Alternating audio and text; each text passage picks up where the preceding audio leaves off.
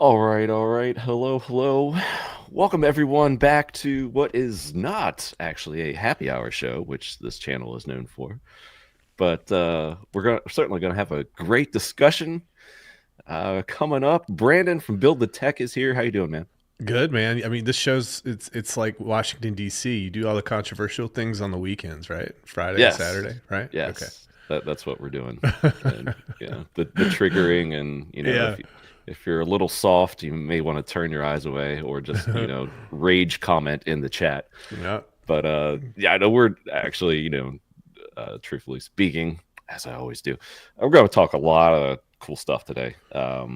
A lot of different things on PulseChain, some things that you might not expect. And, of course, we have TitanX community here, and this all stems around, I guess, Titan Farms, which we're going to get educated about. And to do that, we're going to bring in I guess founder of DragonX. What is he technically the founder of Titan Farms? Yeah, he is the founder of Titan Founder of Farms. Yeah. Titan Farms, and has his hands in a whole lot, which we're going to find out about and learn from. And HexOG, supporter of PulseChain, PulseX, big time holder, I do believe. So we'll confirm that here. So a friend to many a community, super smart dude. Been looking for this for a while. Eric, man, how you doing? Hey, Lo. Thank you for having me, man. Yeah, this is like I said in the green room, something I've been looking forward to, just to talk a bunch of topics Yep. with you. And of course, we got Brandon here, and I know you guys, Brandon being the founder of the Morpheus, kind of ties into something that is near and dear to your heart, which is DragonX. We can get all into that in a bit, but I guess we'll start off for the reason that everybody is here is, you know, how soon can we dump all of our Richard Hart and Titan X coins and just ape into Solana and Trump? So, no, it's not happening. All right. Yeah, I we think were we've talking already a little seen bit it about that. happen. Yeah. That is absolutely nuts. I mean, what is it at right now? 4 billion market cap. I And thought it was maybe more than that, but yeah, it's just banana and crypto, man. It's like 5.4 billion market yeah, cap. yep. Insane. So you have people like you guys here who are building a bunch of cool stuff, and then we just get a political meme and it just steals the show, and money just flooding out of, I mean, Ethereum and Solana. I mean, even Bitcoin, I would suggest, we're down like I don't know, over $1,000 from yesterday's close, and had like a great week. I would argue some of that might be finding its way over to Solana right now. So it's just like hot potato. Who's got the hot hand? Like I think Richard Hart is, commented on it a lot. It's like chasing the shiny object, the shiny thing. This is the shiny thing right now. But I'm of a longer term mindset, I think, as you guys are. And yeah, we're going to talk a bunch of, I guess, longer term projects, products. So let's do that. I guess you just start off with, I guess, some basic market stuff. I mean, how are you guys viewing this cycle? Kind of like where we are. I know Brandon, you want to get to the bear. Yeah, I do. Let's get to the bear Weirdo, as soon as but possible. yeah, how much we got here, because we were talking, I guess, in the green room as well. It was like ETH is like severely lagging now, and you guys are building on Ethereum, so it kind of like affects a lot of things here. PulseChain is a fork of Ethereum, so it all ties in. All these ecosystems together. So I guess maybe I'll just get your first takes on Ethereum, where we are right now. Vitalik, of course, just put out a tweet this morning saying major changes have happened and will continue to happen at the ETH Foundation. Does ETH have any hope for the rest of this year? The rest of this year, I think it does. Hating If on you it is the hot thing right now today. yeah, But yeah. but I mean, doesn't ETH represent some like more value certainly and more opportunity certainly in my mind than Bitcoin? it doesn't take as much economic energy to move it. It's got an ETF attached to it. If we see a couple green candles, the boomers are gonna, they're gonna call their guys up. They're gonna try to ape into this thing. If you take a look at, I'm just kind of taking a look at liquidity and market cap for all the top 10 coins, actually everything except the top 10. So altcoins except the top 10. This is an extremely bullish chart. We're sitting at roughly $352 billion of market cap with everything excluding top 10, which is ETH and Bitcoin and all those, Solana. So that represents a large swath of altcoins that we look at. And this chart is coiling up. Total 3 against Bitcoin, that chart's coiling up. The bottom line here is we're not going to see massive moves in the altcoin market until, Bitcoin decides that it wants to top out. I think that that's just kind of the case. And if it doesn't top out, it's going to be a slow grind to the upside for everybody. The floors are going to keep rising. It just might be slower than what we're used to. Yeah, here's I like this ETH chart myself because if you zoom way out, we got like this giant. Yeah, it's beautiful. Pennant here. So these little lines here are just levels that I was eyeing up and for bounces and whatnot. But this should resolve, I think, sometime later this year, perhaps, when some of that energy does in fact come from the old Bitcoin. But Erik, what's your view on ETH? Because as I said to both of you guys, it's like you guys have built things built on ETH. Hex is built on ETH. PulseChain is a fork of ETH. How important is ETH to what you have going on, have built, continue to build?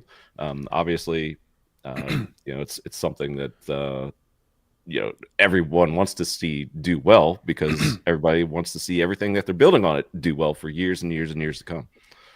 Yeah, for sure. And people are worried right now about Ethereum, but I'm not worried at all. I mean, I think it's going to have its time, right? If XRP can get up off the ground and run, then I'm really not worried about Ethereum, which is like really the most technically sound platform and has most of the economic energy still. A lot of the Solana transactions you're seeing, the crazy transaction volume and the daily active users on Solana it's probably spoofed or bots. So even though it appears to be really, really active, I don't think in terms of economic energy, it's like very much different than Ethereum. It might still be lower. And right now they're seeing these big memes pop off on Solana, but the reality is like that, and that's probably why, Vitalik is getting some of this pressure to put things out like we're going to do reforms and we're going to move faster. But I think that this Trump launch and all of the attention Solana is getting is actually bullish for the entire crypto ecosystem. I mean, if you look at tokenmetrics.com, you can see the number of daily active users in crypto is like probably 5 to 8 million active addresses. A lot of those are probably bots and spoof transactions. So it's probably lower than that. It could be like 3 to 5 million. And Trump's tweet alone got 30 million, 40 million views in a single day. And not all those people are going to stick to Solana. Sure, a lot of those people might start there, but this sets the bar so much higher for crypto, actually, this launch. It really, really normalizes crypto at a politician, national level, and people are going to elect to launch their own tokens, political tokens, celebrity tokens for people that actually have something real to offer the world. And some of those people are going to come to Ethereum to launch those tokens, right? So it's not going to be all Solana tokens. I'm sure that there are plenty of top tier people who are going to be advised to launch similar hype tokens on Ethereum in the future that will draw the eyes back. So I'm not really worried about Solana. I mean, I've heard anecdotes that tons of Solana transactions are being dropped, like even that the Binance node for Solana is dropping like 30% of the transactions or something like that because it's so poorly maintained. And that's a very bad user experience. Whereas where Ethereum's a bit more expensive, if you have a decent amount of money, you have a more solid platform to trade on and invest in. And then you have all this, excuse me, you have all this infrastructure, financial infrastructure that's tied into Ethereum. Mm-hmm. All of these huge players are coming in, and you haven't even seen the rotation really from Bitcoin into alts yet, because Bitcoin hasn't really had a mind-blowing run yet. Yes, we're at 100K, but and that was a big milestone, but it's really nothing compared to, I think, what we're going to see. You know, part of what makes a bull run is that the numbers get so insane that no one possibly thought they could get so high, and you have that sense of there being a new paradigm, right? And we just haven't reached that point with any asset, I don't think, including Bitcoin. And when that FOMO reaches, people will look for other products. They're going to look beyond Bitcoin. They're going to look beyond the hype on Solana, and Ethereum's going to be there with ETFs and all kinds of institutional support. So I'm really not worried about Ethereum at all. I think it's a great place to launch tokens still. Yeah, following along on that, like how many people just between us, and I'll ask the chat too, have been approached by outside people, you know, just asking about crypto in the recent month. Like I've had a handful already, and we're not even, you know, and these are like non-crypto users. They just see number go up, they get attracted, or they see it in the news. I'm sure more people will be contacting me after, you know, this newsworthy thing, be like, oh, well, what's this Trump thing? And, you know, should I buy it? And of course I'll be like, you know, I'm not a fan, but feel free. But it's users, I think it just feels like there's more potential users coming in crypto than not right now, and I think that runway extends, you know, well into this year, at least for, you know, the continuation of a bull. We're not at the point to where, you know, your Uber driver is trying to shill you every meme coin. You know, you'll have that every now and then, but once we get those stories on the regular, then I think we'll be closer to a top. Yeah, I just don't think we've seen the bullish. And the thing is, like, if you look at the monetary policy situation, there was that big dump, right? Because I think the unemployment rate was kind of rising, but inflation isn't really subdued yet, and so there's like actually the unemployment numbers were good. That's what it was, right? So the logic behind dropping the interest rates, correct me if I'm wrong, is basically not there necessarily, since inflation is still a little bit persistent. So the fear for inflation coming back is still present, and this dynamic hasn't played out yet where they needed to implement QE or the discount window or any of the other stuff that they do to modify the economy to make money cheaper and stimulate. So like that all still has to come, and meanwhile we have all of this financial infrastructure like the ETFs and just big money coming. Like I think you hit the nail on the head there. That's what's important. There has to be like a general sentiment of positive economic outlook for people and cheap money for people to really start, you know, taking risks, quote unquote. And a lot of that will go to crypto. I think we saw that play out pretty well in 2020 and 2021. I think that it would have run even harder if the bottom hadn't dropped out of the economy back then. So here we are. We've had a substantial correction across all markets. You know, we're phasing back into the global liquidity cycle on the, you know, move up right now. I think that it's going to be good. And my message to people who are really, really frustrated out there about the price performance for Ethereum, if you're going to get into crypto, you can't have a short-term mindset, or your emotions and everything are just going to sabotage you. And I see that constantly on Twitter everywhere. So guys, have that longer outlook, 2 to 4 years. If you're going to get into something, that's really what you should be looking at, in my opinion, in my estimation. Yeah, and I think the alts will do well as well on Ethereum. When Ethereum runs, you're still going to see those big runs in altcoins. Mm-hmm. Yeah, and one thing that wasn't brought up is the dollar. Like, we've rallied in the face of the dollar just ripping. So what happens if, you know, that starts to top out here a bit? It's kind of like stalling, I guess, at like 110, 108, something like that. If I believe it was 2016, Trump's first term, one of the first things that he did was kind of like talk down the dollar in his initial days, weeks. I know, what's his name? Besant Rags. Who is it? The guy that had his hearing for Treasury Secretary, I believe. Oh, well, yeah, whatever his name is. Yeah. Yeah. But he's like, he wants a strong dollar, but in the end, I you know, Trump is the prez, and we've seen it already. I mean, he kind of talked down the dollar last time, I believe, in 2016, 2017. So I'd be very curious to see, if that happens again. Otherwise, I mean, we're already at high levels on the dollar, and crypto has performed in the face of that, which I just think is quite bullish in itself. What happens if the dollar falls, and how high can we go then? So be interesting to see. Mm-hmm. Well, when BlackRock's buying 10,000 Bitcoin a week, crypto's going to probably do well, and that's just one. You've got 22 others just stateside. That doesn't include the ETFs across the world. That doesn't include countries. So they're just, they're providing exit liquidity for a lot of people right now. Bitcoin's continuing to push up, and I don't see them stopping anytime soon. So, well, that's I guess current overall view of current markets. But Erik, man, since you're first time on the channel, you're well known, obviously in the TitanX DragonX community. After, I guess, kind of being just like a silent player in the background for a while, you kind of stepped out here. So I see a lot of your streams, and you're very active on social. Can you kind of give us the Erik origin story, like a Cliff Notes version of how'd you get into this game? What's your background, and how you got to where we are right now? Yeah, of course. Yeah, I'm a software engineer. Originally, I was a software engineer for about 7 years, and I got into crypto around. I had been in crypto since like 2015, dabbling.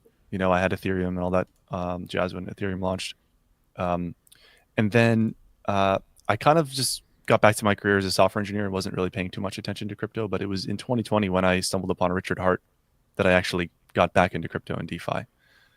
So I think I found Richard in like right after he launched Texas, but I didn't actually start buying until like March of 2020.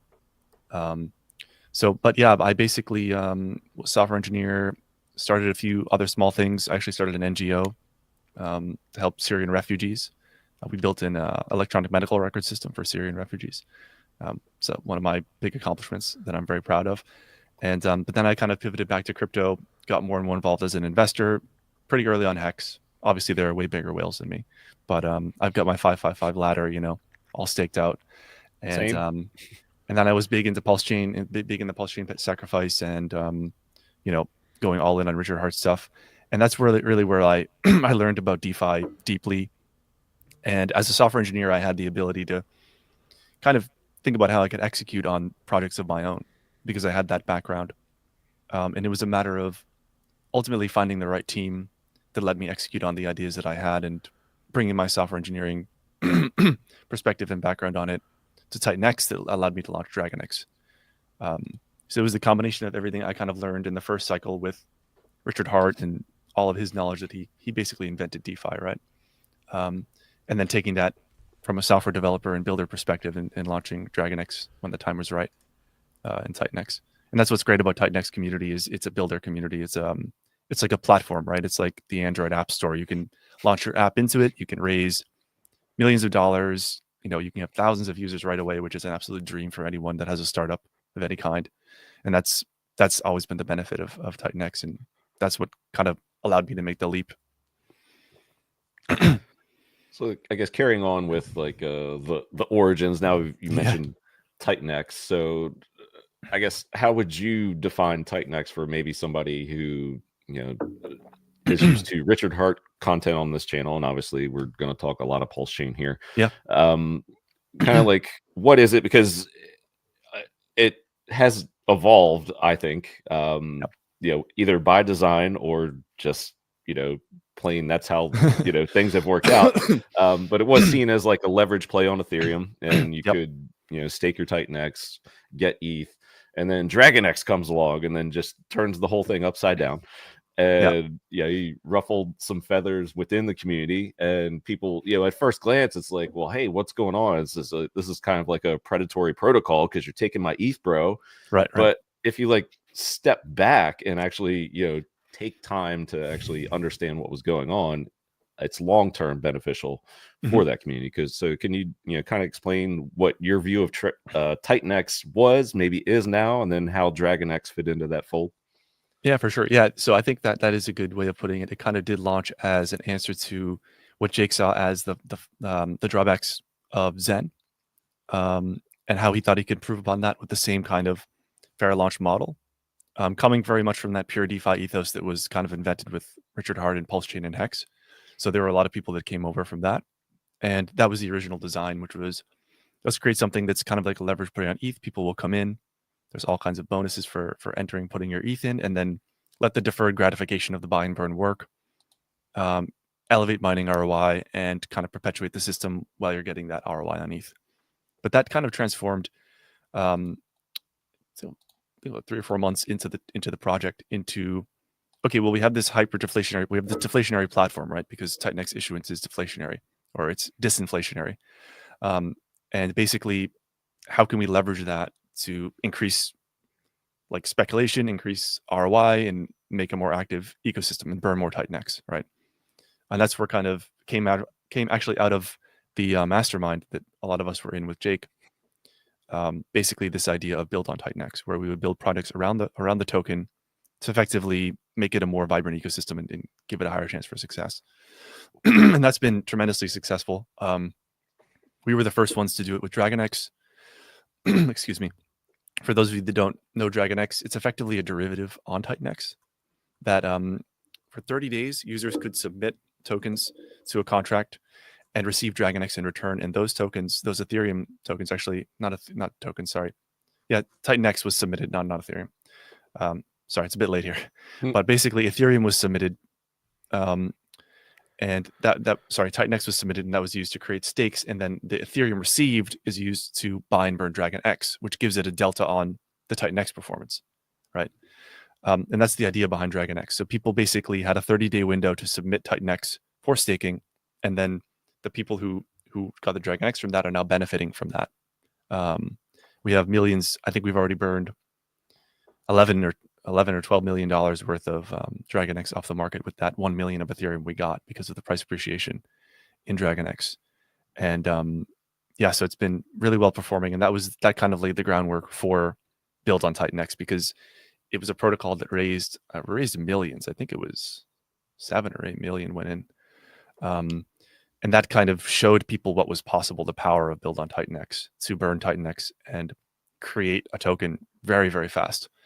So that's kind of how DragonX was created, and then other projects have followed from that. Yeah, and you highlighted, I guess, the build on Titanx ethos, and just comparing it to PulseChain. Witnessing the birth of PulseChain, and then the blockchain is live, and then kind of like everybody scattered about and worked on their own individual things, and just kind of like threw it up, took it live over the course of time. Build on Titanx seems more systematic, and something that I would love to see more of on PulseChain, where the builders are kind of like acting as more of a cohesive unit. Obviously, we're going to have outliers no matter what community that you're in, but the working to benefit the entire ecosystem and burning tokens, making things more scarce as a whole, versus, oh hey, sack over here for this, we want to do this, sack here, this just launched, this 5 meme coins just launched, but why should I buy it, kind of thing. That's something that I've admired from that side of the aisle, the build on Titanx side. Yeah, I think it's something we can definitely bring to PulseChain. And I mean, I was considering build on how's Hex that happen. How does that happen? Yeah, I think you need to I like the idea of building on Hex or PulseX, or utilizing some of the functionality there to build new protocols. I think there are already some protocols doing that, but I think that's kind of enhancing the core coins and the utility around them, and the speculation potential around them would be one way of doing that. I have some ideas myself to mention them on other streams, but yeah, another way is obviously like bringing our farms over, bringing Titan farms over to bring some new utility to tokens on PulseChain as well. Segue, because that was next on the list. So segue. yeah, I guess before we get into the PulseChain side of it, could you, I guess, explain first what Titan Farms is, and obviously that's built on Titan X, and I guess maybe a lot of people, I would argue or guess that from this audience right now are very familiar with PulseX farms and how they're used, the mechanics of them. So could you explain what Titan Farms are and maybe some of the differences between Titan Farms and PulseX? And I think that would kind of give the audience a good overview. Yeah, so Titan Farms does something. It's very much like the PulseX farms in the sense that you submit LP into the liquidity pool and you receive an incentive token as a reward for doing that. So kind of a bit more standard farming, kind of similar to what we saw in the first wave of DeFi. The benefit of the PulseX farms is that there is a fixed token issuance. So it does kind of get less and less inflationary proportionate to the liquid supply over time, which is a good mechanic. And you've already seen incentive token pump a lot, probably because of that. But what we did is we kind of added a few important layers on top of that. Coming from Titan X and DragonX and understanding the importance of like eliminating supply and deflation, which is something also that Richard understands because PulseX is a deflationary token. We kind of merged the concept of that buying burden that's affecting PulseX, right? It's every time someone trades, some fees are going to burn PulseX off the market. And what we thought is, well, maybe we can make a farm that's super sustainable and has IAPYs by using those fees to burn the actual incentive token. To keep the farm sustainable. So instead of having another token that is kind of the store of value for the farm, we put the economic energy back into the incentive token itself. So the amount of volume that goes through the farm actually dictates the amount of burning on the token that occurs. So that's one primary innovation I think that really separates Titan Farms, is that it provides a super sustainable farming system. And you can see even now with the prices down, we're still getting double digit, or I think we even have some triple digit farms on Titan Farms right now. 100% APY, 80% APY. And I guess, incentive token that you're referencing is called TINK for Titan Farms incentive. Exactly. Yep. We also did a couple of other cool things. So to make the farms more efficient, we actually created for every LP a shared position. So you don't need to create your own LP. Like on PulseX, you don't need to go and create your own LP and then submit it. You can just come to Titan Farms with the tokens you want to supply, select the ratios, and you can just go ahead and put the tokens right in because everyone is sharing one NFT position, and the contract is very intelligent and will issue rewards based on your portion of that NFT position. So that is super gas efficient. It still costs quite a bit, but it's way more gas efficient than having to create your own LP every time. So instead, Genesis basically foots the bill to create the LP. It's a one-time thing, and people can come in and out of Titan Farms in a cheaper way. So that's a big benefit for users, and it makes it a lot easier from a user experience perspective. There you go, Brandon. You got anything?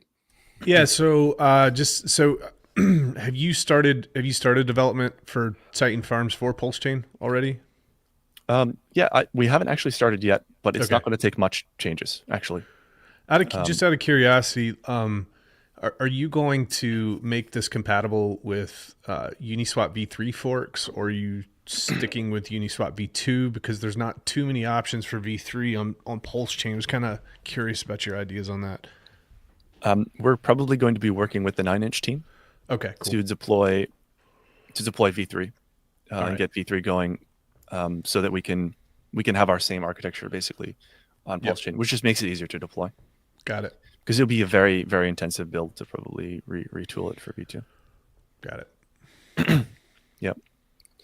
And like I said, I'm a early hex guy. Love PulseChain. I've sold like very little of my PulseChain. It's like very small amount. Swapped some for SolidX, and that's basically it. And yeah, I see it as an opportunity to bring the utility that we've brought to Titan X over, and it enhances both because you have new builds that bring new utility to PulseChain, and it also allows us to do our cross-chain migration that we're trying to do in TitanX. So we're going to support cross-chain TitanX protocols, and we're going to also support native PulseChain protocols. Yeah, and something that I like, and people, if they're just like maxis, they don't think this way, but it, a big enough community coming over, brings volume to a chain, increases the stats on the chain.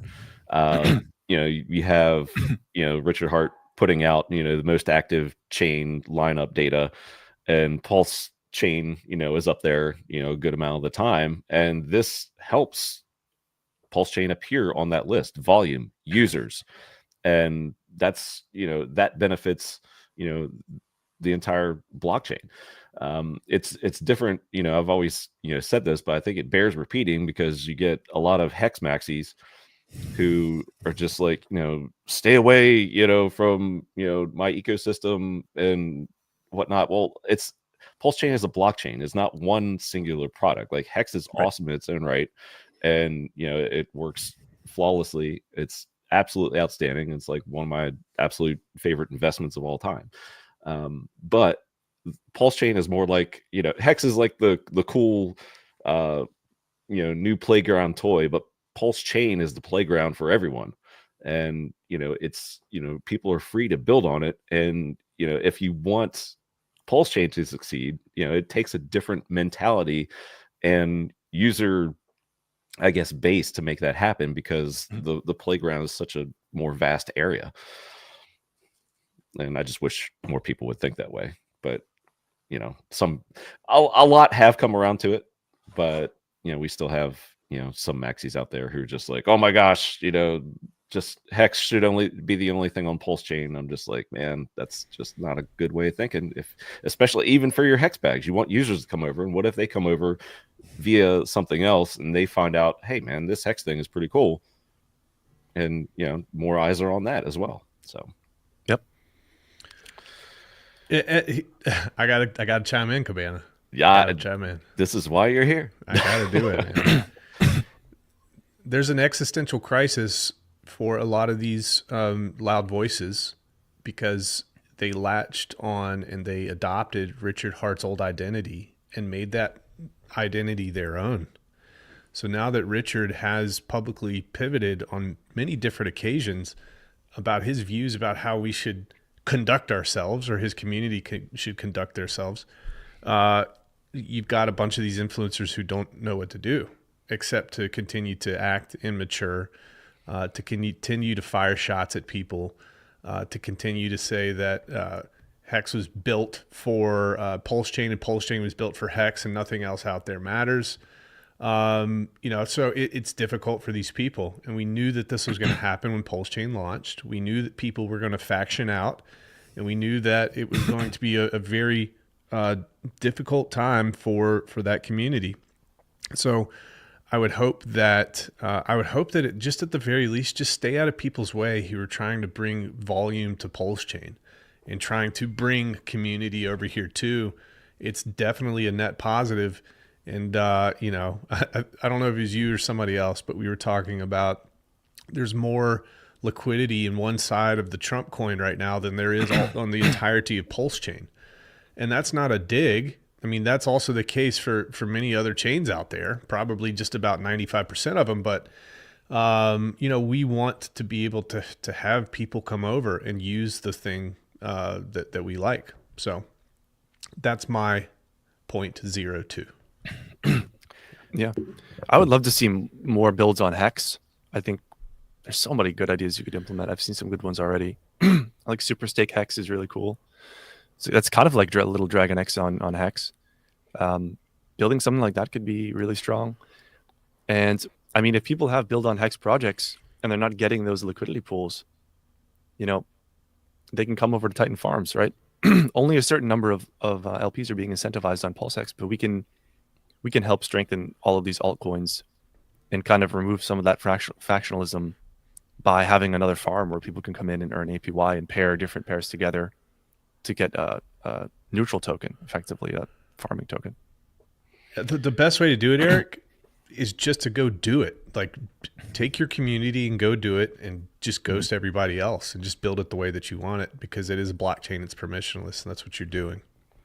I would like, and I understand how important tribalism is. Don't get me wrong, because all this stuff is speculation, right? So you wanna harvest as much economic energy as you can to go into your token. I totally get that, but I think it's also important that communities look for the win-wins, and it doesn't always need to be a new token. This is something I've been saying to founders and on some streams. Like, you don't need to always create a new token. You can shoot for a utility play. You can shoot for an ecosystem play like lending or farming, and maybe you get some communities together to be a little bit more unified. So yeah, I mean, I'd be open to ideas of what tokens you guys think I should list. I'm open to any tokens with good volume. Like, it doesn't need to be any specific community that we're going to be biased against. And you're talking for Titan farms on PulseChain. Yeah. If you have ideas. Yeah. Well, you did mention one earlier, and I think I tweeted that same one at you, and that was SolidX. Just because I'm a fan as well. But I mean, there I guess are some decent, I guess more on the meme side, that have pretty decent volume. I'm not a huge player in that space, but numbers are numbers, and if the volume and or liquidity is there, that would be a good fit. Yeah, definitely. And while we're on, I guess, liquidity, going back over to the Titan farm side on DragonX, that has been and continues to be like a key measure of like whether a pair gets a farm or not. Correct? Because a lot of people, I mean, there's so much built on DragonX. Everybody's like, well, when's this farm? When's this farm? And right. I think your response will continue to be, well, it needs to have the liquidity there. Yep. Yeah. The only one that I'm kind of, I mean, I like Hydra, I like DragonX, because we had a heavy hand in building those, and I want to give extra love to those as a founder, but all the other pairs, it's really volume based, and it'll be the same on PulseChain. Like, we'll add and remove tokens based on volume. So how will that system work? I guess is it like a fork that's launching on PulseChain, and then it'll have its own, how should I say, P-Tink or something, so it does not affect what's going on the DragonX side, is for incentive tokens, I guess. Could you, I guess, get into a little bit of the economics even for the DragonX folk that are here? It's like, well, what's distinguishing between the two? How's this going to work, kind of thing? Yeah, it's going to be totally segregated, so the economics of it will be totally distinct from what's on Titan farms.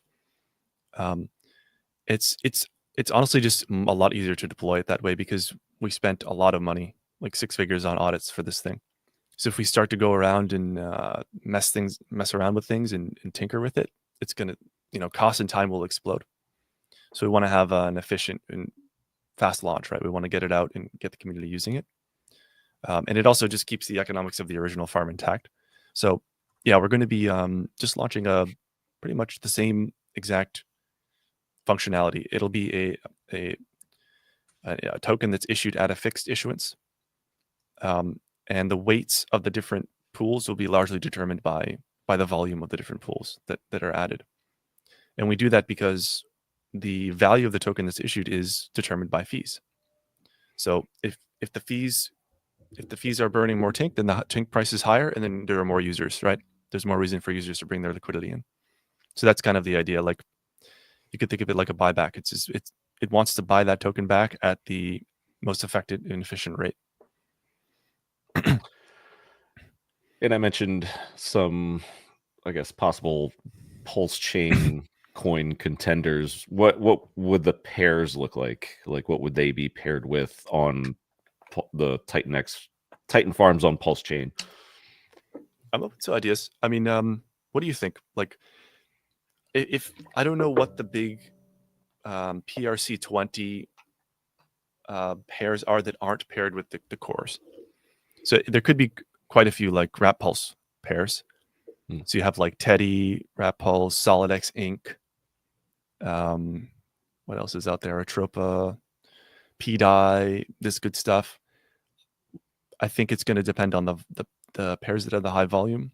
They're going to get it. So if there is an exotic pair that's interesting volume wise, then we'll probably add it. But it's something I would love to hear from the community about. Like, obviously, DragonX is going to be bridged over. That will probably be with wrapped pulse, unless you guys have another idea you think could be interesting. That's what possibly X28. That's one of the ones I was curious about is DragonX. Yeah. Maybe it's X28 DragonX. Just to keep kind of the Titan stuff in one bucket, and then the rest could be wrap pulse or whatever foreign pair makes sense.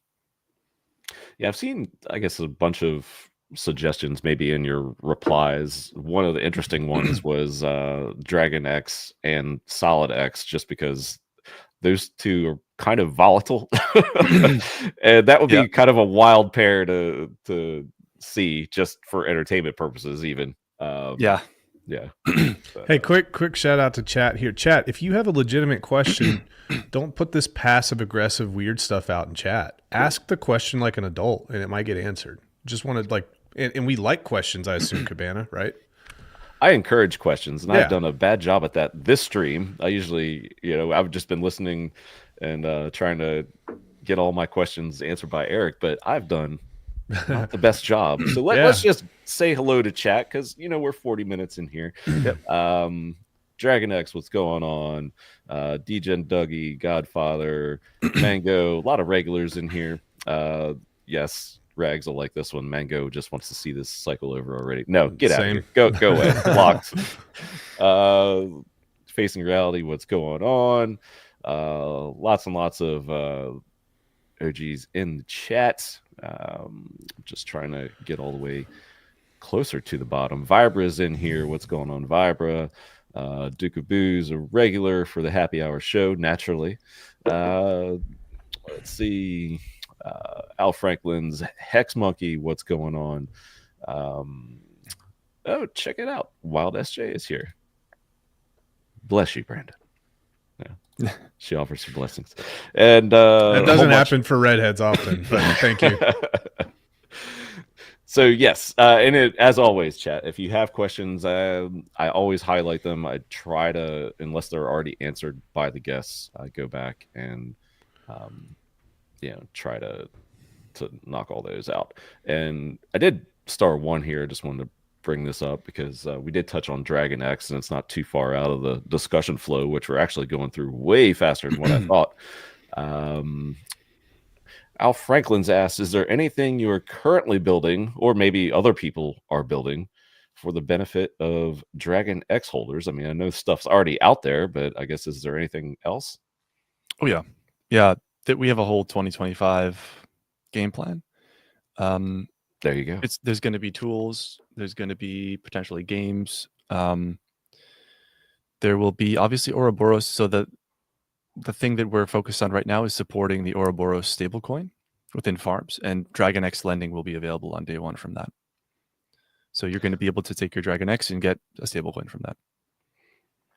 I guess that's something worthy to talk about on the TitanX side, is like a stable TitanX coin is, coming, much like, I guess, we have USDL, pick a coin. We have like 4 or 5 of them right now on the PulseX, Hex, just stable, the stable coin drip, stable coin drip, collateralized, with those tokens. We could. I was getting some. I was doing some clickbait with the PDI stuff. I'm not sure if we could actually successfully peg PDI. We could definitely mess around, but we're going to be for TitanX. We're going to be building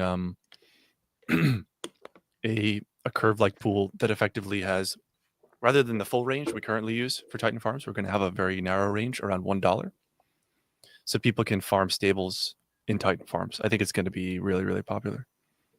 It's going to be high APY stablecoin farm.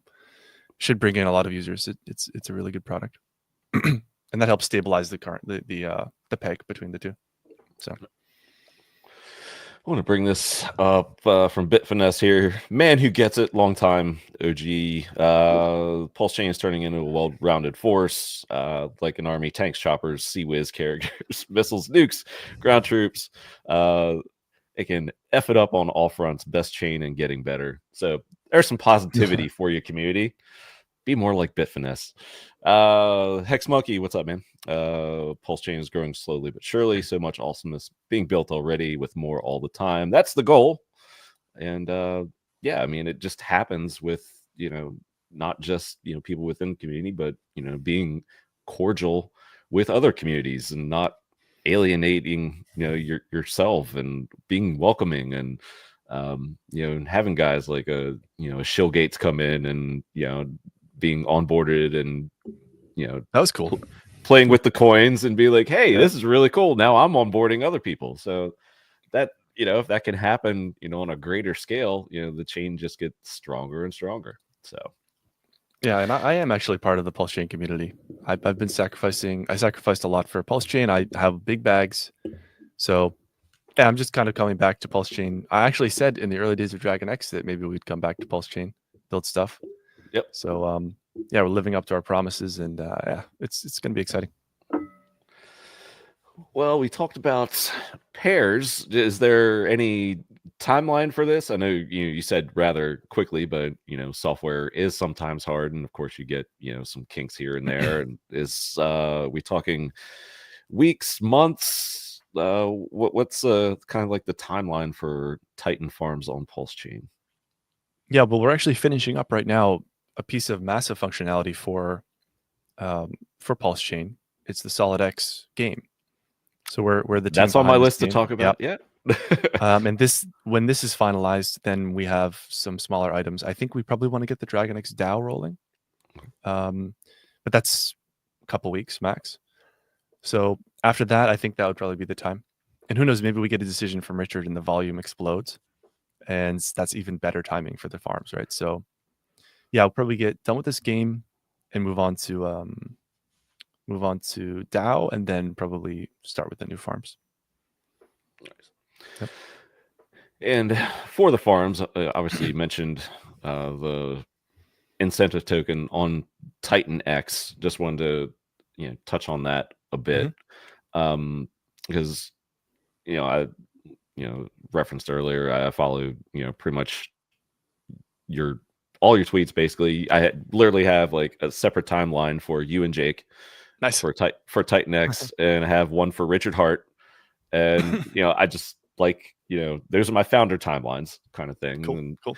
Twitter lists on Twitter.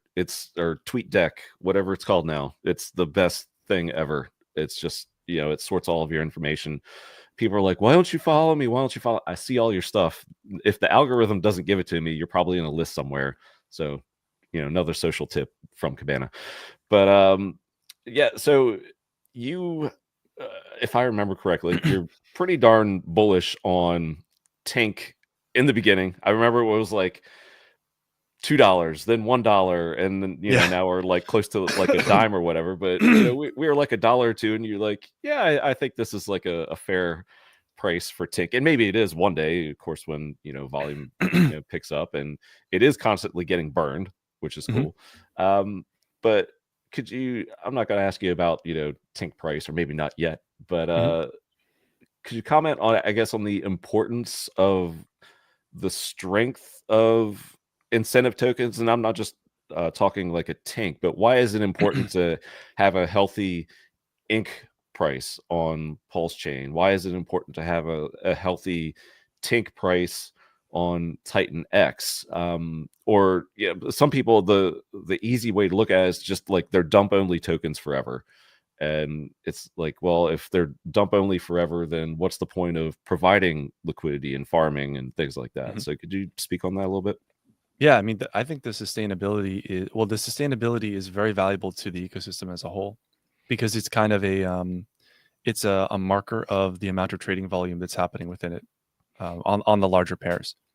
So yeah, the Tink price is down right now, but that's just a matter of overall market sentiment. The fees are also down because trading volume's down. But when trading volume goes up, the buy and burn will activate and burn more Tink. And as sentiment returns, you're going to see the Tink price go up most likely. And also with fixed issuance tokens, you kind of like, you're getting the supply out and it's getting into the hands of whales, and so there's less to move around, right? The iron-handed people are holding a lot of Tink, and so that small amount of Tink that's floating can be burned pretty fast and can get the price going again. So I just think it's important in general, obviously, because if you look right now at Titan Farms, it's got 100% APY on multiple pairs, like the X28 Tink, Titan X Tink pair. They're both 100% APY, and that keeps users with their value locked, right? That keeps the TVL high, and that keeps the fees coming in, which keeps the platform sustainable, right? And if people pull out, then the APY goes back up because that fixed issuance is still being distributed among fewer users, which keeps the product sticky. So it's really well designed for that reason, and I think that on either chain, it can be successful. Maybe you have a potentially slightly lower issuance if you anticipate a lower fees over time. I don't necessarily anticipate that with PulseChain. I think when Richard comes back, you're going to see a lot of fees and a lot of volume. So probably a similar issuance. But you could change the issuance on a per deployment basis to keep those APYs high, keep the product a little more scarce. Yeah. I think that'd be pretty cool. What are your thoughts on this? Brandon and I have chatted briefly about this privately, and I think I know his viewpoint, but I'd be curious, for both of your thoughts on this, in this forum. Things that are designed to burn, an ink token on PulseX, or things that are designed to burn Tink on TitanX. Do you think that energy is well spent there in trying to burn the incentive tokens, or should that would you like or recommend to see that energy spent elsewhere, burning other things, maybe core coins or something like that? Because we had like a little interesting discussion, and we share slightly differing views. So I'd love the y'all's takes on that. Yeah, I mean, you could have a split. I think it's valuable because it's equitable to have one token and everyone knows that the fees are directed at that token, right? So everyone, as a community, everyone is receiving this neutral token, right? Whereas if one token is favored, then other protocols and users that hold different tokens might be less incentivized to actually participate in farms. So I think the neutrality and the focus on Tink for burning is a good idea. You could shave off a piece and burn a token you like, right? Like we could shave off a piece of the fees and burn DragonX. But we don't want to get into a situation where people feel like DragonX is being so unfairly treated that they wouldn't participate in farms. So I think keeping it neutral is a good idea. What do you guys think? I think it's a difficult decision for founders to make. On the one hand, if you have a handful of protocols that are taking, let's say, 15 or 20% of the Tink supply that's being emitted every year off the market, what sort of market impact will that have? I'm not quite sure. I'm not sure if it would have a tremendous amount of impact because it doesn't directly affect the LP, the liquidity pools, which is what are determining the price. But one question, and this would be a thought experiment, is if you have Tink that is actually paired with a core token in an ecosystem, and the buy and burns, the collective buy and burns are focused on that instead of Tink, that subsequently would also cause Tink to push up as well. So it's like, which side is better economically from a financial standpoint? So it's one of those things. It's like, do you buy and burn something that emits forever? Well, you can buy and burn. What is the emission rate on Tink, by the way? One Tink per second. Is that 31 million roughly per year, or what is that? I wonder. To do the math, I don't know. So I think we're only at 7 million Tink right now, or just over it. Yep. Yeah, and it's important to know too. It doesn't have, right. I think that some people think that it might have. There's no halvening for this. It's just relative to the inflated amount. You're going to have less emissions. Okay, so that ratio decreases per year. So, it's kind of difficult. It's difficult to see. There are other tokens that inflate that are also burnt out there, and they tend to do well. It's you got to think about it. You got to do the math for yourself. I mean, the cool thing about it is it does unlock the ability to say do a referral system. Like I think on base, we're going to do a referral system built on top of it because we're striking at a totally new market. So you can effectively have a portion of the Tink go to people who refer users in, you know. Whereas if you're pointing it toward an existing token and burning that, then you wouldn't really have that. I mean, you could issue fees directly, but I think it's easier for people to grasp the Tink token rather than just throwing a bunch of fees in a bunch of random pairs. And its potential is higher for ROI because Tink can go on a run, whereas a basket of associated tokens or unassociated tokens won't necessarily run together or all do well. But the value proposition of Tink is known, and yes, I think the benefit is you can issue it and it has an intrinsic value, right? Like so, you have a new currency you can use to drive adoption, and then you don't have to inflate another token that might be like more of a store of value. I do like that. I wish more people did that. I actually do wish that PulseX did that for Hex instead of adding another PulseX token. That's always been my opinion. Agreed. It would be Hex would be in a much. I mean, that would have been game changing. I think to have PulseX be all Hex driven, and yeah, it would be cool to have also as well. When you have a token that's being issued, rather than just issuing fees, then you can do a build on protocols, right? Like Ascendant. So you can build other utility around that token to just further enhances the utility of it, enhances the value of the token. Love it. Like Ascendant, yeah. Yeah, and I guess Ascendant is that a Tink burner or future Tink burner? And yeah, it's a new protocol. It's going to take DragonX, and there'll be deflationary auctions, and a portion of that DragonX will be used to buy and burn Tink.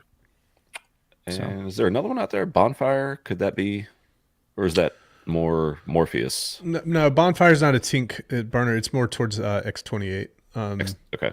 So yeah, and I'll shout these guys out too. It's a pretty substantial protocol. I think it's flying under the radar, and I'm not just saying that. My company did build it, to be very clear to you guys, but check it out. Bonfire X28 on Twitter, and they launch very soon. Yes. White paper's out? Okay. Yes. The thing that I like what they did with Bonfire is they have an adaptation, an automatic adaptation that allows them to respond to market conditions. So if with the buy and burn, the publicly callable function, if the market really tanks to the downside, you basically have these functions that open up that allow people to burn 1.5 times more, 2 times more, 5 times more, 10 times more. And then it kind of self-corrects as well. And they're taking many different ideas from Element 280 and all these other protocols, and they've thrown them together in a really interesting way. So I would encourage people to check it out, and it'll probably change the trajectory of some future protocols that come out based on what they've done. So certainly read the white paper. You need to take a look at that. Yeah. Cool. Cryptographics, what's going on? X28 burners will probably make the biggest difference. IMO. Bonfire's groundbreaking. Yeah. All right. What else is on the list here? Yeah, so I mean, we've gone through, I guess, a lot of the cores, the farms, their purpose, the incentives. Obviously, the community continues to build. 2025 is going to be an insane year. I do know, some cool things that are being built on PulseChain. There's probably way more that I'm unaware of. So I'm looking forward to, things happening on both communities / ecosystems. I asked Jake when I was on stream with him, I guess a couple of months ago, this question. So I want to ask it to you, Erik, just because I guess, people who aren't familiar, or even, maybe some who are, deep in the ecosystem, but more for those, from the outside, it's like, what is the ultimate Endgame for Titan X? Like, I've been asked this a lot. It's like, I get it that like all the well, not all, but a lot of the coins burn each other. They're kind of all tied in, and all roads, in quotes, like lead to Titan X. Yeah. What is the end game? Because I think that's where the ultimate stickiness comes from. Like seeing something become more scarce is awesome. But Yep. in the end, it's like, why should a user hold their coins or maybe look out 5 years from now? Like, what does that future look like? That's a great question. Really Thank good you. question. Yeah, I think that it's also important to ask because people get caught up in the short-term price action. Yes, And they lose especially sight of, like right now. Yeah. Yeah, exactly. They lose sight of why we're actually building it the way we're building it, why we have an ethos. And Jake has said it. He calls it an L1 with an L1. Mhm. I like to call it an app store. It's like what we want to be is a platform where you can come as a token founder, as an ambitious token founder, and launch your token and see success much faster, right, than you would if you tried to launch a token on your own into the ocean of tokens that are out there, right? Instead of being this little boat on this giant ocean, you can come over to us and you can succeed a lot faster and with a higher chance of success. And your users have a higher chance of success too because of community enforced principles like audits and bonding with Titan X. So I think that's ultimately the long term for Titan X is a network play. And that's, in my estimation, the most powerful play because you have people building. It's like a little capitalist economy, but you also have services, you have lending. We're looking at credit cards for Titan X ecosystem, right? You have farming, then you have people coming in to launch new tokens. And that's I think where Titan X can really distinguish itself from other DeFi protocols. It's not just about the token economics. It's not just about this buy and burn and when it's going to run out. And even the deflation itself is really more of an indicator than it is.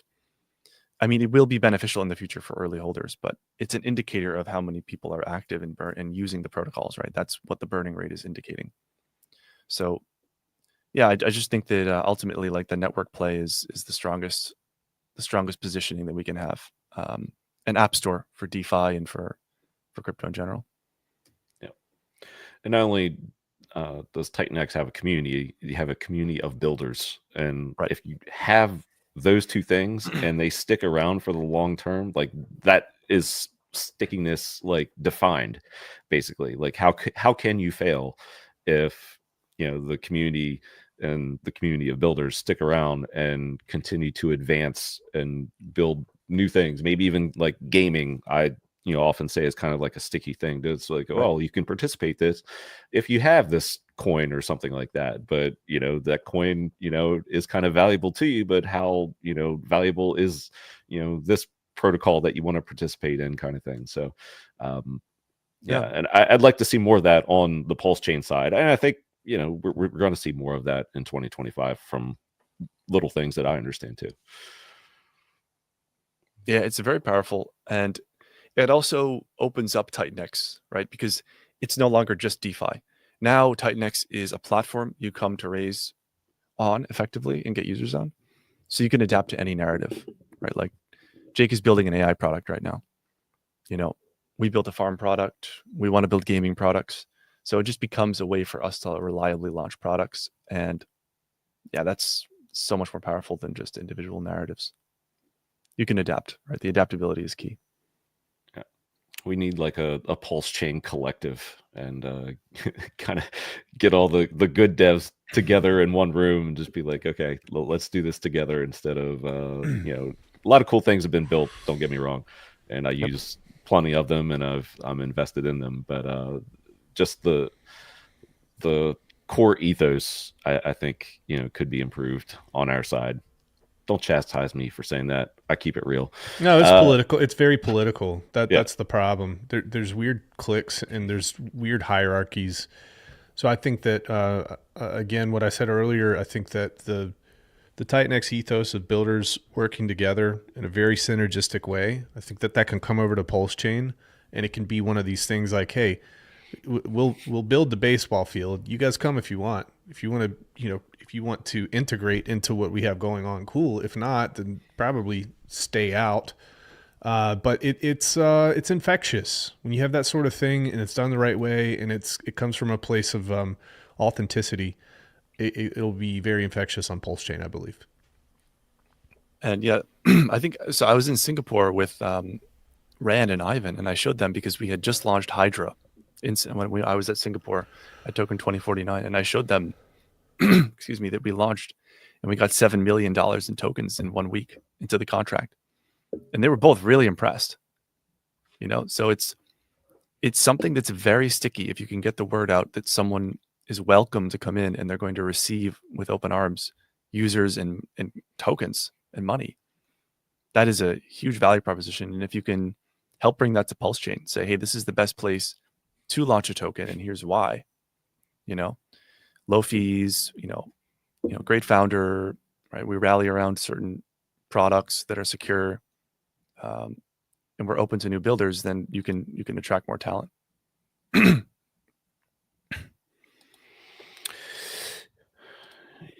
Indeed. So, speaking, I guess, a couple things on the list, and I think it's a good time to bring it up because you teased it earlier. Things that are being built on PulseChain. I've been like watching and waiting for this thing, I feel like, for like half a year now. But talk to me about what is the latest timeline? What can we expect for this Solid X game that's been teased out on the socials? And what's going on with that? What are we looking like? Sounds like we're getting close, but it sounded like that, I guess, a couple months ago. I know. No, it's kind of funny because it's like the PulseChain launch. It's like everyone's asking me, and I'm always saying, 4 more weeks. We're so close. We're so close. Yeah. But it's incredibly complicated. But what's great about it is the user experience is so smooth. I don't think there's a product that's as integrated on chain that is as smooth and easy to use as this project. And it is very close. I don't want to give you another date that we miss, but I would really like it to be done in January, personally. Oh, wow, that's ambitious. Considering. Yeah, that is ambitious, considering how long we've been working on it. Yeah. But I mean, we were just finishing up some final front end tweaks the other day. We were going over them. So the front end is basically complete.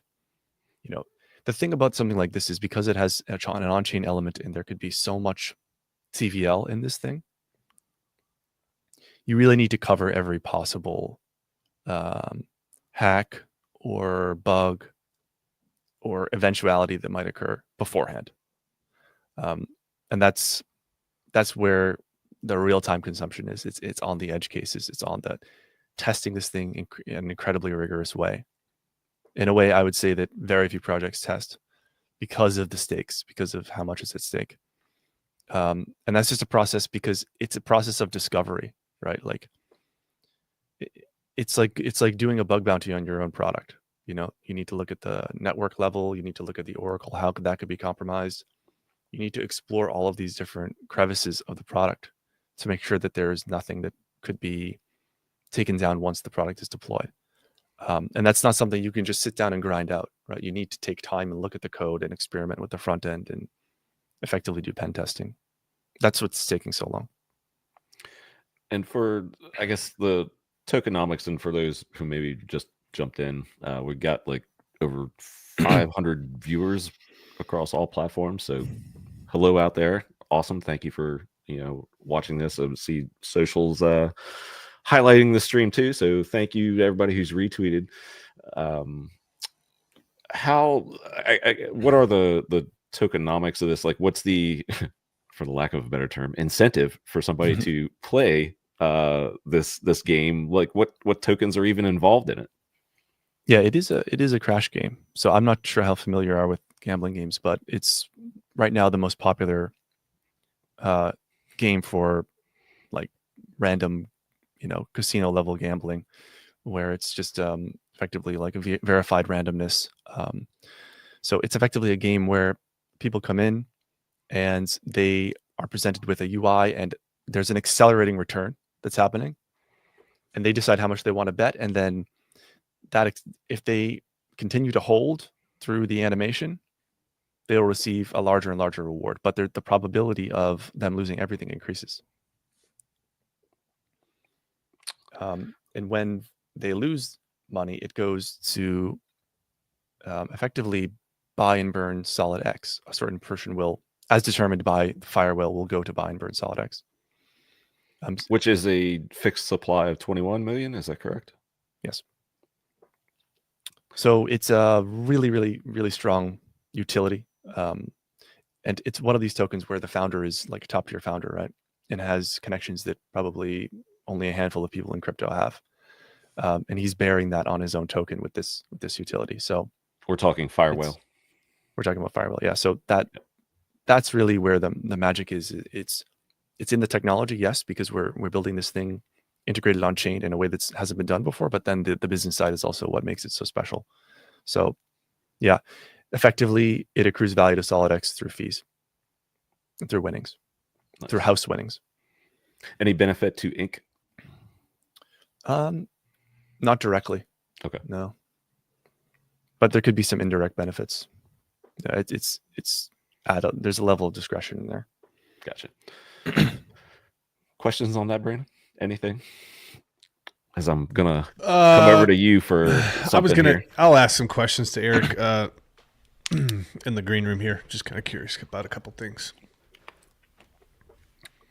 All right. Well, I did say I was coming over to you. One of the last things I wanted to mention, you've mentioned it on this channel before, and me being a huge fan of Proteus on PulseChain, you've founded a DEX aggregator, on Ethereum / Titan X. Kind of did like, I guess, maybe like a soft launch. How's that going? When do you really hit the throttle and take it to whatever next level that you want to take it to? Yeah, good question. So for folks who may not know, the website is switch.win. And our goal within switch.win was to create a real utility to be able to take the fees collected from the aggregator. And by the way, it's launched on Ethereum right now. To be able to take those fees and use them in such a way that's going to support things that maybe the community loves. And I've got to be very careful about my language for legal reasons, guys, but I just have to, sorry. So the idea here with Switch is I look across decentralized finance, and I just think that we can do aggregators better. Now, I'm not naive to think that this is not going to be an extremely difficult task, because there's two ways to do aggregators. The first way to do aggregators is just to use the APIs for existing aggregators, and you can kind of just use their logic, and they're going to collect a certain fee. They'll collect a fee and they'll split it with you somehow. The second way to do this is to build your own Pathfinder algorithm. And what has happened here, I think last May, and unbeknownst to our team, is Uniswap used to make this very transparent and open source for people to be able to use it. They cut that off this past year, and they basically charge you 50% to have access to that thing. And I think that's absolutely insane. For 50%, we should just go build our own. So what we did with Switch is we launched a website. We're about to give it a very, very nice facelift. It's going to be a very good ambassador of not only my brand, but also the TitanX brand. And then also we're putting wrapped pulse pairs and things like that, R8, stuff that I care about there. We're going to put that on there. So that's going to be very important. We're going to tap into Paraswap. We already tapped into Paraswap. We're going to tap into CalSwap. We're going to tap into all the aggregators out there that we have access to. And we're going to use this as something that we can continue to build on and improve. In the background, we are building our own Pathfinder algorithm, which is finding paths through pools to get the best possible prices. There's a whole lot of interesting things that can be done too, especially TitanX-wise, TitanX ethos. We've got this central location where liquidity flows in and out. It's kind of like TitanX is in a way a bridge, I guess, to the rest of the world. It's the input in, and it goes out the same way. So we can kind of have our aggregator respect some of those rules for that potentially, and give people the choice. I'm not going to mandate that people do that, but if you purchase a token, it can follow the right paths down to where it needs to go, and then the right paths back out. And it's going to be a really nice website. It's going to be very simple to use and easy to use. And anybody in cryptocurrency can shill this to their friend that are looking to purchase something. So if you've got somebody who's really afraid of the bridge, the PulseChain bridge, and you've got to be naive to think that there aren't tons of those people out there, come to switch.win, and you can buy wrapped Pulse, and you can keep it on Ethereum if you want. And you might say, well, what about the fees? Well, most people think the fees on Ethereum are always 50 or 60 or 80 or $200, which is not the case. It ebbs and flows. Like right now, average Gwei is probably about like $1.50. So they could get exposure to things they love without feeling intimidated by going across the PulseChain bridge per se. And you're also going to kind of support through those fees. You're going to support the things that you love, and we'll make that obvious. So we're going to start with Ethereum. We're going to get this down pat. We're going to Control C and Control V all the other places that TitanX goes, to just provide and support and help the community in their endeavors and our endeavors to make TitanX something special, and then also make other things that people like specials too. So that's the overarching idea. When does this happen? My ambitious goal is also January. Hey. We'll see if we can hit that. So we've been working on it for a while. This will be V2. Shout out to everybody who's given me great feedback about V1. You guys have been respectful about it and helpful, and very much appreciate it. It'll be the same thing with V2. Nice. And a couple things there. So yeah. I guess first question is like, is there a benefit, because I see the theme is like a nice green and black? Is there an incentive for TitanX or X28 users to potentially use this over perhaps another? Yeah. So let's talk about that. So, and this is ethos stuff here, right? Let's burn TitanX off the market. The way that some of these fees work is there's a couple different ways.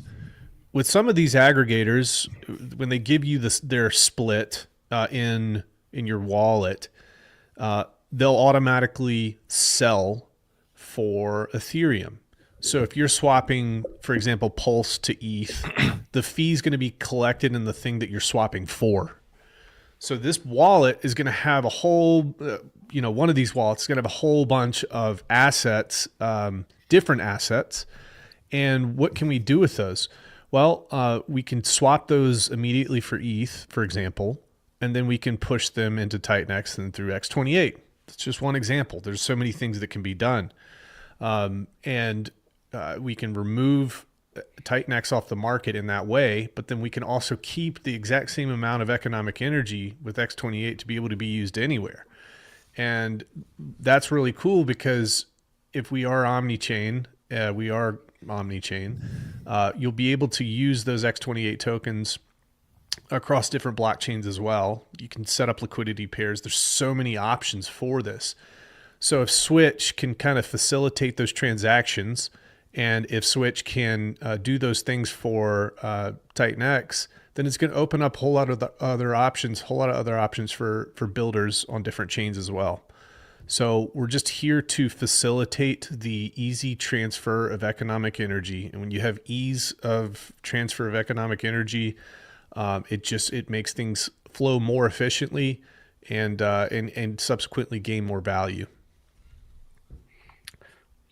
I like what I'm hearing, especially as a satisfied user of Proteus. But to think if I was on Ethereum and just using my favorite DEX over there could also help an ecosystem that I like, that's double cool to me. And that's the argument, right? Why are you launching an aggregator, Brandon? Or why are you launching an aggregator that aggregates aggregators, right?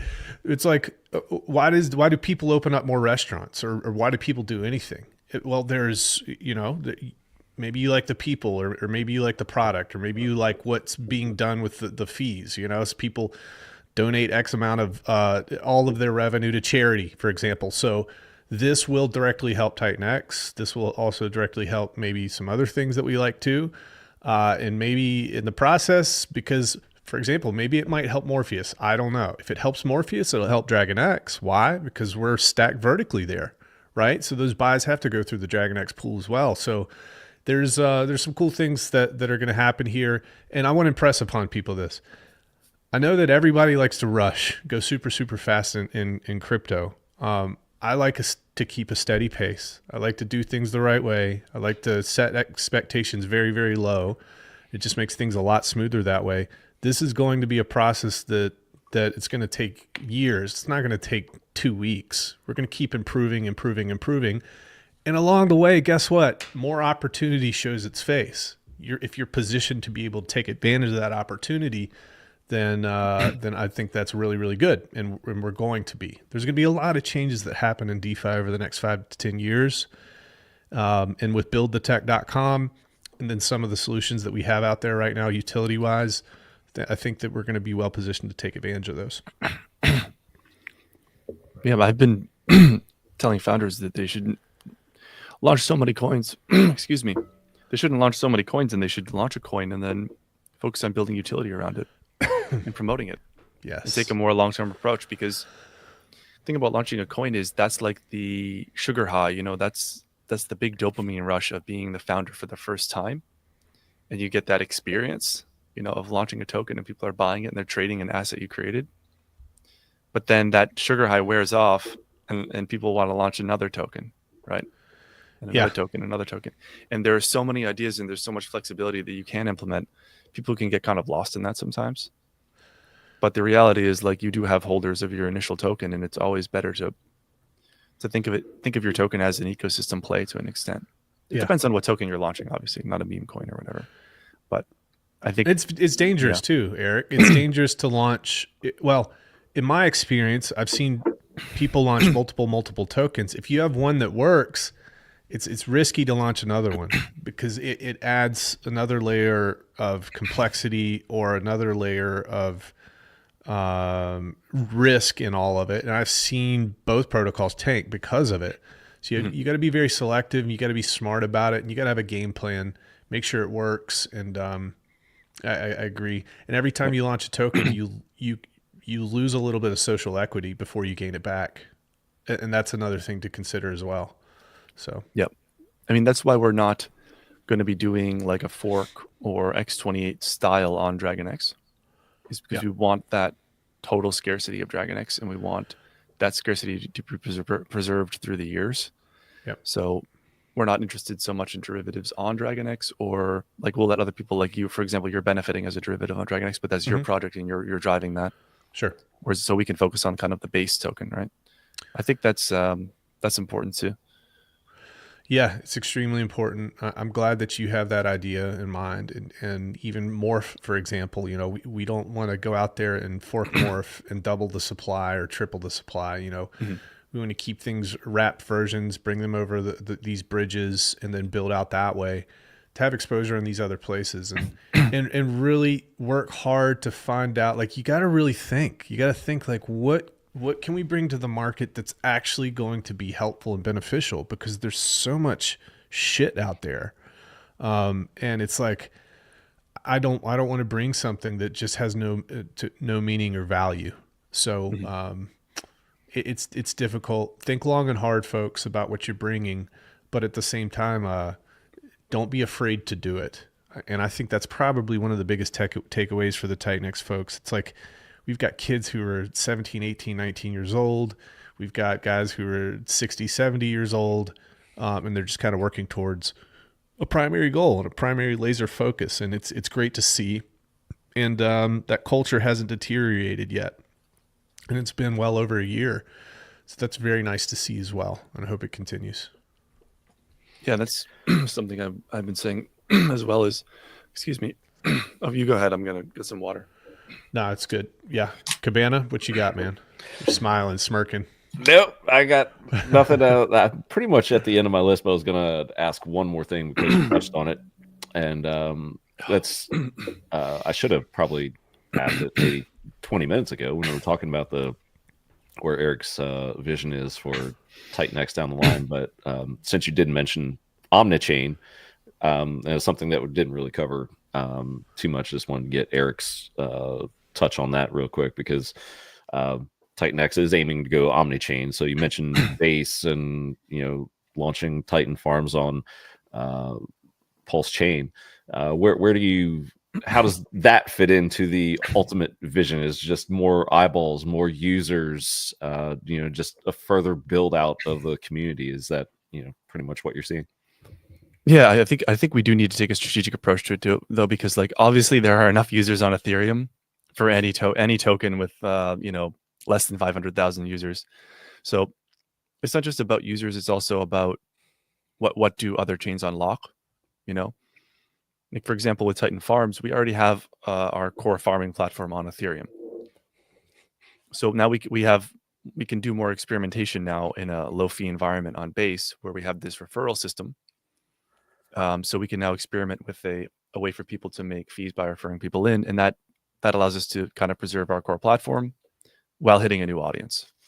And then we can also experiment with marketing, right? So if you bring a new product to another chain, you can experiment with the marketing in a different environment and see if the results change. So we can maybe try with KOLs who are shilling referral links and see how that works out.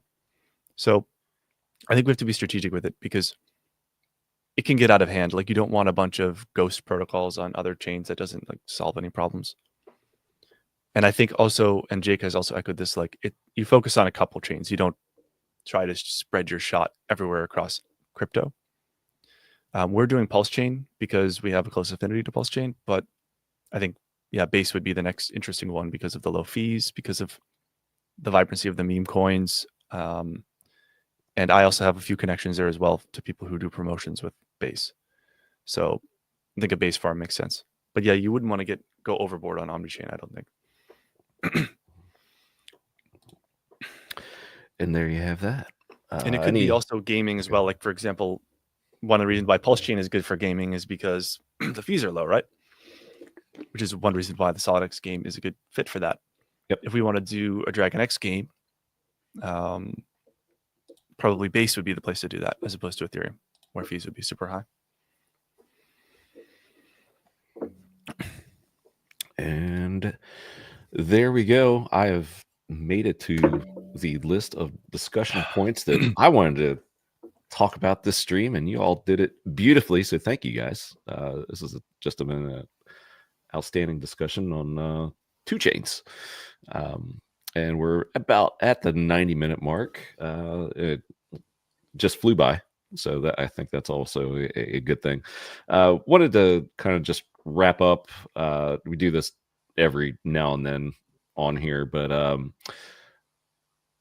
just call it like these are a few of our favorite things, kind of thing. So is there anything, Brandon? I'll start with you, I guess. Any books and or shows, could be anything. I mean, entertainment, educational.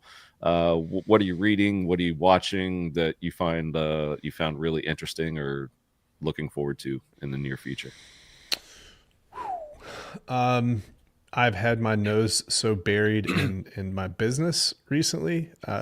I'm ashamed to say that I've not devoted as much time as I should to education, but I'm in the Jordan Peterson Academy. I've been working through his coursework. I'm in the philosophy section, so learning all about the philosophers and their lives and their views on the world. And so I probably take those classes about 2 or 3 times a week. I highly recommend it. It's really, really dirt cheap. There's all sorts of courses from nutrition all the way to philosophy, really picking apart the Bible as well. Talking about different religions and how they kind of all tie together, Abrahamic, etc. And so I like that quite a bit. From a crypto standpoint, one of the things, maybe I'll talk to you about this, Erik. I think that it's important maybe to empower people within your community to do cool things.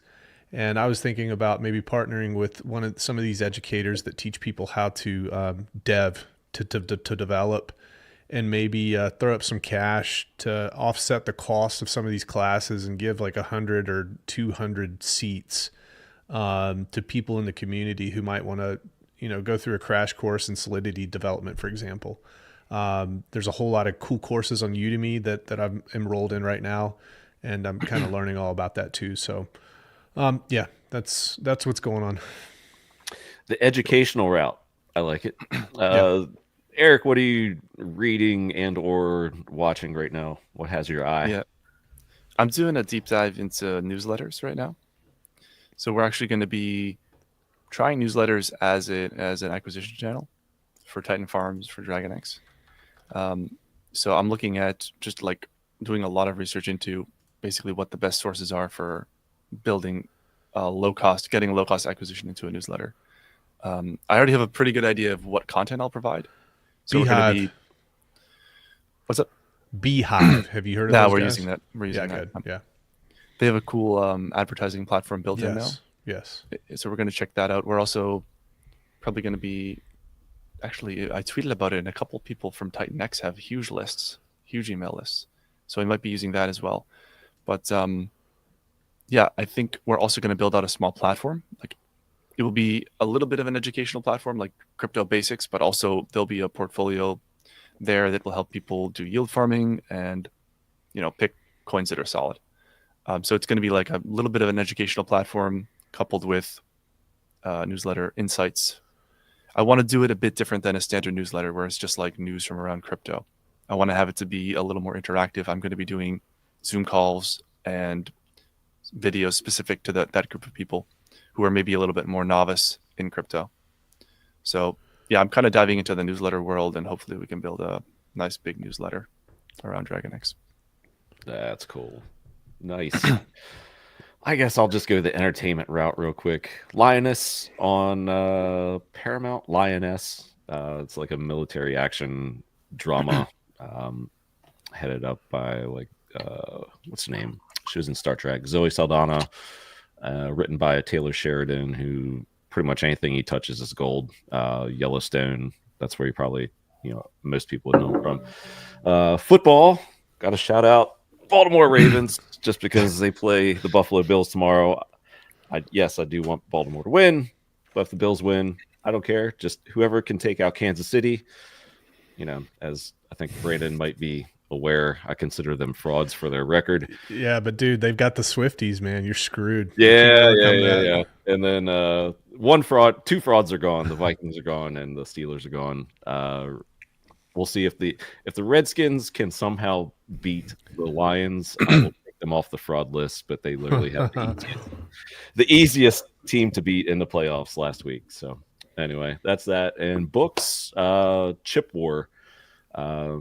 Basically, it's been out for, I guess, over a year now, but it still applies to today just based upon what's going on with China, Taiwan. It's basically a history of semiconductors all the way, through, world wars all the way up to now. The importance of them, especially nowadays with, AI coming into the fold, and just the sheer importance of the relations between China and Taiwan and how that plays into the rest of the world, especially on a grand economic scale. So it's a long read, but it's a good one. So I'd recommend that if you're into traditional finance and or history or technology and how that could influence the future of tech. So quick shout out here, Dom Hex. My recommendation to most people, he had an idea for a project. Just pull up ChatGPT and create a white paper, just like a first rough draft. And then you can kind of use that to start throwing it around to different people and getting more ideas and fleshing out things. And feel free to message me if you want. I'm sure Erik wouldn't mind as well. So just wanted to respond to you directly there. And the Jerry Springer documentary on Netflix. Check it out. It's wild. All right. Absolutely wild. Rest in peace, Jer Bear. Wasn't he former mayor of Cincy or something like that? Yeah, he was actually very educated and accomplished, and then the Jerry Springer show. So before we go, just because it's Bit Finesse and Rags is here, I have to get his take on this. Thoughts on the drones on the East Coast, Rags? One crashed, recovered. I think they were looking for dirty bombs. I think they were looking for radioactivity over the East Coast, and they had to start. It's been confirmed that they're doing that now over DC. Yep. So I had one of my friends who's probably listening right now. He said, "Hey man, you going to the inauguration?" And based on my experience and some of my military training, I'm not going to go to something so controversial politically, because that is when people die. And I hate to say it, but that's just what it is. I thought it was interesting, and we had talked about this, that they moved the inauguration indoors. And I told my buddy, I said, there's no way they're going to have this outdoors. There's too much of a drone threat now. So I think that, and I think they're looking for radioactivity. Not so much as like a large scale nuclear weapon, but more tactical, 2 to 3 city blocks sort of thing. So something that could be moved in and out rather than, harder across and harder to detect, I guess. Yeah. I'll watch on my TV. I'll probably be pretty happy about that. I've got a family to think about right now. They certainly wouldn't go if I was to go. I would go by myself. So, yeah. And on that precious note, we'll wrap it. Ended with dirty bombs and politics. What was otherwise just an outstanding and educational stream, I think, for both communities, PulseChain community and TitanX. I think it was a plethora of great information. Some old, perhaps some new. Depends upon when you watch and how often you keep track. So, big thanks to Brandon and Erik. First time on here, man. Like I said, been wanting to get with you for a while because you're involved in a lot of things that I am in on the investment side. So right. And I've seen plenty of your streams, and it's just good to talk to you, man. So thank you for coming on. Same, likewise. Awesome. Thank you. Yes, sir. And chat, you guys rock as always. This character, Clay Display, doesn't like my calling his Redskins frauds. They are until they beat the Lions. That's all. So I'll stand by that. Have a great weekend, everybody. Chat, you rock. Thanks one more time to Brandon and Erik, and we will catch y'all next time. Just stay tuned to the socials. I'll tweet out when the next Hex Happy Hour show occurs. And until then, we will see you. Cheers.